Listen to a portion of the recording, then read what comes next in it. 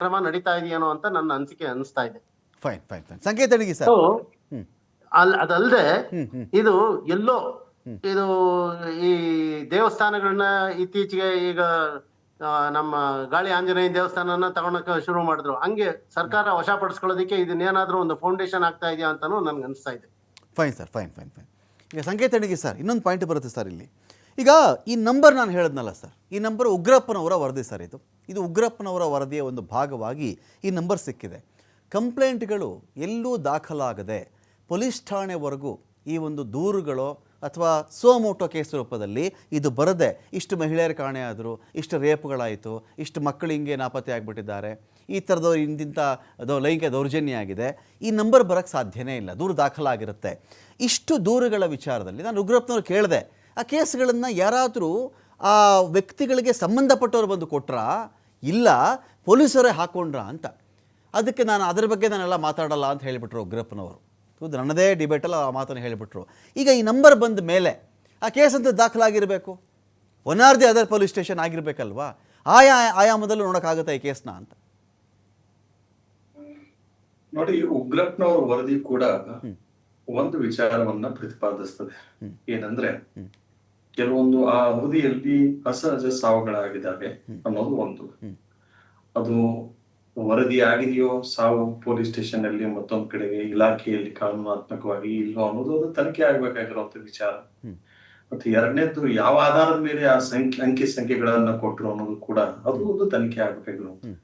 ಸುಮ್ನೆ ಕೊಟ್ಟಿರೋ ಲೆಕ್ಕಾಚಾರವ ಅಥವಾ ಏನಾದ್ರು ದಾಖಲೆ ಆಧಾರಿತ ಮೇಲೆ ಕೊಟ್ಟಿರುವಂತ ಅಥವಾ ಸ್ಥಳೀಯರ ಹೇಳಿಕೆಗಳನ್ನು ಪಡೆದುಕೊಂಡು ಕೊಟ್ಟಿರುವಂತದ್ದ ಯಾರ ಹೇಳಿಕೆಯನ್ನು ಪಡೆದಿದ್ದಾರೆ ಅನ್ನೋದಾಗ್ಲಿ ಎಲ್ಲವೂ ಕೂಡ ಬಹಳ ವಿಶೇಷ ಪ್ರಾಮುಖ್ಯತೆಯನ್ನು ಪಡಿತಾರೆ. ಇದು ಒಂದು. ಎರಡನೇದ್ದು, ಈ ಉಗ್ರಪ್ಪನವರ ವರದಿಯ ಸತ್ಯಾಸತ್ಯತೆ, ಈ ಫಿರ್ಯಾದಿದಾರಿ ಅಥವಾ ಈಗ ಸಾಕ್ಷಿ ಅಂತ ಏನ್ ಹೇಳ್ತೀವಿ, ಈಗ 164 ಸ್ಟೇಟ್ಮೆಂಟ್ ಅಲ್ಲಿ ಕೊಟ್ಟಿರುವಂತವ್ರ ಅವರ ಸತ್ಯಾಸತ್ಯತೆ, ಇದು ತನಿಖೆ ಆದ ನಂತರನೇ ಹೊರಗೆ ಬರೋದು. ಈಗ ಯಾರೇ ನಾವ್ ಏನೇ ಹೇಳಿದ್ರು ಕೂಡ ಈಗ ಆರೋಪ ಅನ್ನೋದೇನಿದೆ ಇದು ಗಾಳಿಯಲ್ಲಿ ಗುಂಡು ಹೊಡೆದ ಹಾಗೆ. ಆ ಸತ್ಯಾಸತ್ಯತೆ ಎಲ್ಲರೂ ನಾವು ಏನೂ ತಪ್ಪಾಗಿಲ್ಲ ಅಥವಾ ಯಾರ ಕಡೆಯಿಂದ ಏನೂ ತಪ್ಪಿಸಿಗಿಲ್ಲ, ಆ ಜಾಗದಲ್ಲಿ ಏನೋ ಘಟನೆಗಳೇ ಆಗಿಲ್ಲ ಅನ್ನೋ ವಾದ ಇದ್ರು ಕೂಡ, ಕೆಲವು ಜನರ ವಾದ ಇದ್ರು ಕೂಡ ಅದ ತನಿಖೆಗೆ ಯಾಕೆ ಬೇಡ ಅಂತಾರ ಅನ್ನೋದು ನನಗೆ ಅರ್ಥ ಆಗ್ತಿಲ್ಲ. ಅವು ಎಲ್ಲ ಅವ್ರು ಪೂರಕವಾಗಿನೂ ಬರಬಹುದು. ಅದು ತೀರ್ಪು, ತನಿಖೆ, ವರದಿ ಏನೋ ಇಷ್ಟು ದಿನ ಮಾಡಿರೋ ಆರೋಪಗಳೆಲ್ಲ ಸುಳ್ಳಿನಿಂದ ಕೂಡಿದವೆ, ಆತರ ಘಟನೆಗಳೇ ಇಲ್ಲ, ಅಥವಾ ಅದರ ನಿರ್ಮಲತೆಯನ್ನ ಅಥವಾ ಅದರ ಪ್ರಾಮುಖ್ಯತೆಯನ್ನ ಕಡಿಮೆ ಮಾಡೋ ಒಂದು ದುಷ್ಕೃತ್ಯ ನಡೀತಾ ಇದೆ ಅನ್ನೋದ್ರ ಬಗ್ಗೆ ಆಗ್ಲಿ, ಅಥವಾ ಇದೇನಾದ್ರೂ ಷಡ್ಯಂತ್ರದಿಂದ ಅಥವಾ ಏನೀಗ ಚಲಪತಿ ಅವರು ಒಂದು ಮಾತು ಹೇಳ್ತಾ ಇದ್ರು, ಹಿಂದೂ ದೇವಾಲಯಗಳ ವಿರುದ್ಧ ಪಿತೂರಿ ನಡೀತಾ ಇದೆ, ಎಲ್ಲೋ ಒಂದು ಸುಸಜ್ಜಿತ ದುಷ್ಕೃತ್ಯ ಅಥವಾ ಷಡ್ಯಂತ್ರ ನಡೀತಾ ಇದೆ ಅಂತ ಇವೇನ್ ಹೇಳ್ತಾ ಇದಾರಲ್ಲ, ಆ ವಿಚಾರವನ್ನು ಒಪ್ಕೋಬೇಕಂದ್ರೂ ತನಿಖೆ ಬೇಕೇ ಬೇಕು. ಅವರ ವಾದವನ್ನು ಒಪ್ಪಿಗೆಬೇಕಂತಂದ್ರೂ ಕೂಡ ತನಿಖೆ ಬೇಕೇ ಬೇಕು. ಹಾಗಾಗಿ ಚಲಪತಿಯವರ ವಾದ ಆಗ್ಲಿ, ಅಥವಾ ಸರ್ಕಾರದ ವಾದ ಆಗ್ಲಿ, ಅಥವಾ ಸ್ಥಳೀಯರ ವಾದ ಆಗ್ಲಿ, ಅಥವಾ ಕೆಲವು ಜನ ಫಿರ್ಯಾದಿದಾರರ ವಾದ ಆಗ್ಲಿ, ಅಥವಾ ಈ ಮಾಧ್ಯಮಗಳಲ್ಲಿ ಬಂದಿರುವಂತ ವಿಚಾರಗಳಾಗ್ಲಿ, ಹಾಗೂ ಸ್ಥಳೀಯರ ಹೇಳಿಕೆಗಳು ಇಷ್ಟು ದಿನ ಏನಲ್ಲಿ ಸರ್ಕ್ಯುಲೇಟ್ ಆಗ್ತಾ ಇದಾವಲ್ಲ, ಅವು ಎಲ್ಲಾ ವಿಚಾರಗಳಂದ್ರೆ ಸಾಕಷ್ಟು ಜನರ ಸಾಕಷ್ಟು ಅಭಿಪ್ರಾಯಗಳಿದಾವೆ. ಒಂದಕ್ಕೊಂದು ವ್ಯತಿರಿಕ್ತನೂ ಇದಾವೆ, ಕೆಲವೊಂದು ಪೂರಕವಾಗಿನೂ ಇದಾವೆ. ಹಾಗಾಗಿ ಇಷ್ಟೊಂದು ಗೊಂದಲಗಳಿದ್ದಾಗ ತನಿಖೆ ಆಗ್ಲೇಬೇಕಾಗಿರೋದು ಸದ್ಯದ ಪರಿಸ್ಥಿತಿಯ ಅನಿವಾರ್ಯತೆ. ಆ ಅನಿವಾರ್ಯತೆಯನ್ನ ಅಲ್ಲಗಿಳಿಯುವಂತ ಯಾವುದೇ ಇದರಲ್ಲಿ ಮುಖ್ಯವಾದ ಅಂಶಗಳು ಕಂಡು ಬರ್ತಾ ಇಲ್ಲ. ತನಿಖೆನೇ ಬೇಡ ಅನ್ನುವಂಥದ್ದು ವಾದ ನನ್ನ ಅಭಿಪ್ರಾಯದಲ್ಲಿ ಸರಿಯಲ್ಲ. ತನಿಖೆ ಆಗ್ಲಿ, ಎಲ್ಲರಿಗೂ ನ್ಯಾಯ ಸಿಗ್ಲಿ. ನಾವು ಏನು ಇನ್ನೋಸೆಂಟ್ ಅಂತ ಕೆಲವು ಜನ ಹೇಳ್ತಾ ಇದ್ದಾರೆ, ಅವ್ರಿಗೂ ಕೂಡ ಅಕಸ್ಮಾತ್ ತನಿಖೆ ಆಧಾರದಲ್ಲಿ ಅವ್ರ ವಿರುದ್ಧ ಏನು ಸಾಕ್ಷಿ ಇರದೇ ಇದ್ರೆ ಅವ್ರು ಇನ್ನೋಸೆಂಟ್ ಅನ್ನೋದಾದ್ರೂ ಪ್ರೂವ್ ಆಗ್ಲಿ, ಅಥವಾ ಯಾರು ಆರೋಪ ಮಾಡ್ತಾ ಇದಾರಲ್ಲ ಅವ್ರದ್ದು ಏನಾದ್ರು ನಾವೇ ಕರೆಕ್ಟ್ ಇದೀವಿ ಅಥವಾ ನಮ್ಗೆ ವಿರುದ್ಧ ಸಾಕ್ಷಿಗಳು ಏನೇನಿದಾವೆ ಎಲ್ಲ ಕೊಡ್ತೀವಿ ಅನ್ನೋದಿತ್ತು ಅಂದ್ರೆ ಅವ್ರಿಗಾದ್ರೂ ನ್ಯಾಯ ಸಿಗ್ಲಿ. ಯಾರಿಗಾದ್ರೂ ನ್ಯಾಯ ಸಿಗ್ಲೇಬೇಕು. ನ್ಯಾಯ ಯಾವಾಗ ಸಿಗಲು ತನಿಖೆ ಆದ ನಂತರ ಮಾತ್ರ, ಕೋರ್ಟ್ ನಲ್ಲಿ ಅದಕ್ಕೆ ವರದಿ ಸಲ್ಲಿಸಿದ ನಂತರ, ಕೋರ್ಟ್ ನಲ್ಲಿ ತೀರ್ಮಾನ ಆದ ನಂತರ ಸಲ್ಲುತ್ತದೆ.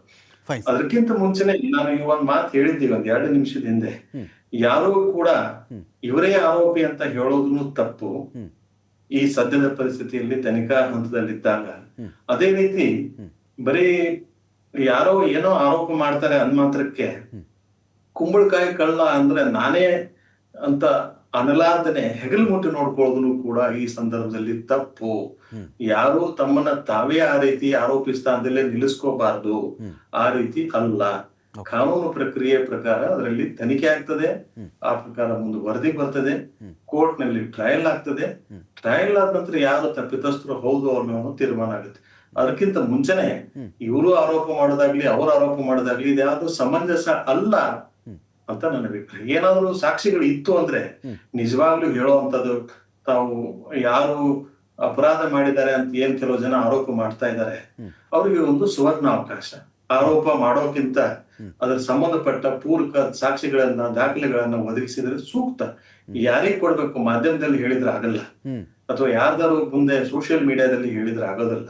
ಈಗ ತನಿಖೆ ನಡೀತಾ ಇದೆ, ತನಿಖಾಧಿಕಾರಿಗಳಿಗೆ ಎಲ್ಲಾ ಮಾಹಿತಿಗಳನ್ನು ಒದಗಿಸ್ಬೇಕು. ಇದೊಂದು ಅವಕಾಶ ಇದೆ. ಅವ್ರ ಸತ್ಯಾಸತ್ಯ ಹೇಳಿಕೆಯಲ್ಲಿ ಅಥವಾ ಅವ್ರ ಮಾತಿನಲ್ಲಿ ಸತ್ಯಾಸತ್ಯತೆ ಇತ್ತು ಅಂದ್ರೆ ಇದಕ್ಕಿಂತ ದೊಡ್ಡ ಅವಕಾಶ ಮತ್ತೊಂದು ಸಿಗೋದಿಲ್ಲ ಅವ್ರಿಗೆ.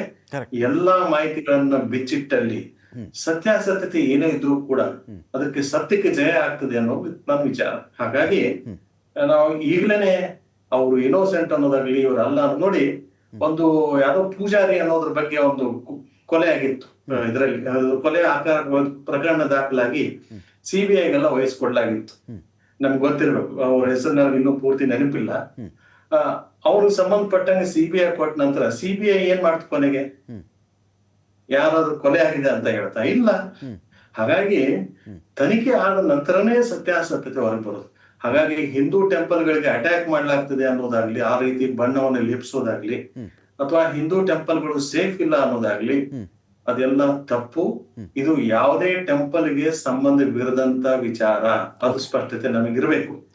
ಅಲ್ಲಿ ಸುತ್ತಮುತ್ತಲ ನಡೀತಾ ಇರೋ ಘಟನೆಗಳಿಗೆ ಮಾತ್ರ ಸೀಮಿತವಾಗಿರುವಂತ ವಿಚಾರ.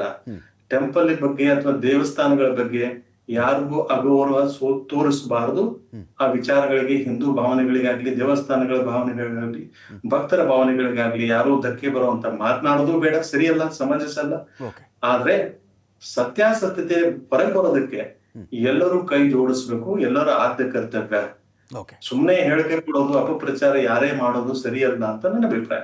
ಫೈನ್ ಸರ್, ನಾನು ಮತ್ತಷ್ಟು ಮಾತಾಡಿಸ್ತೀನಿ ಒಂದು ಬ್ರೇಕ್ ಆದ್ಮೇಲೆ.